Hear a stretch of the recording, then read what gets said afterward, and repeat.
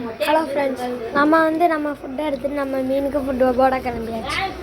இங்கே பாருங்க, மீன்களெல்லாம் பார்த்துங்க. இதான் நம்ம மீன்கள். இந்த மீன்கள் இதான் நம்மளோட மீன்கள். இந்த மீனுக்கு நம்ம ஃபுட்டு போட போகிறோம். இந்த மீனுக்கும் தான் நம்ம இந்த பெரிய ஃபுட்டு போட போகிறோம்.